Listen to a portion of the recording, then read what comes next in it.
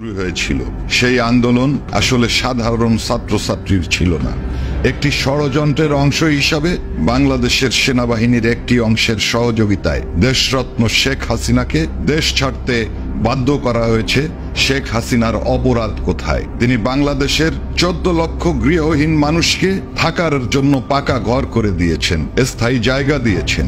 শেখ হাসিনা তো ভুল করেছেন, তিনি বাংলাদেশকে বিশ্ব দরবারে উন্নয়নশীল রাষ্ট্র হিসাবে পরিচিত করে দিয়েছেন। শেখ হাসিনা তো আসলেই অপরাধ করেছেন যে তিনি এই বাংলাদেশের 25% মানুষ যারা দরিদ্র সীমার নিচে ছিল তাদেরকে দরিদ্র সীমার উপরে উঠায় আনছে। এগুলো তো তার অপরাধ, কারণ শেখ হাসিনা তার পরিবারকে হারিয়ে বঙ্গবন্ধু সহ সপরিবারে তার পরিবারের সকলে যখন নিহত হয়েছে সেই মুহূর্তে বাংলাদেশের মানুষকে আপনজন মনে করে তিনি বাংলাদেশে ফিরে এসেছেন।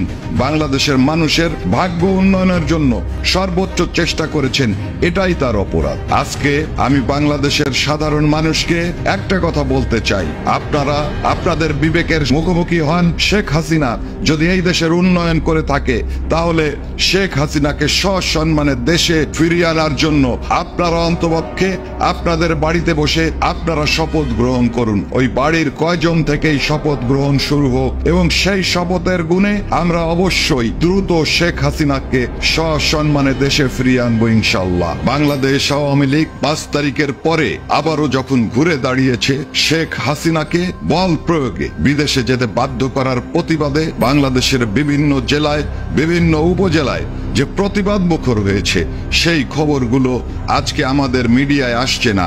তার কারণ মিডিয়ার ত্রুটি চেপে দেওয়া হয়েছে। মিডিয়াকে বাংলাদেশের সাধারণ মানুষের কথা বলার যে অধিকার সেই অধিকার থেকে তাদেরকে বঞ্চিত করা হচ্ছে।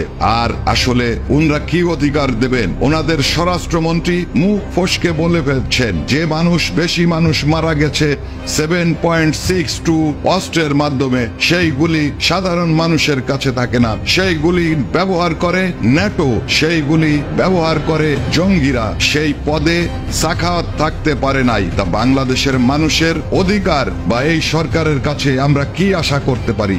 সাংবাদিক ভাইদের উদ্দেশ্যে বলতে চাই, আপনারা নির্ভয়ে সংবাদ সংগ্রহ করুন।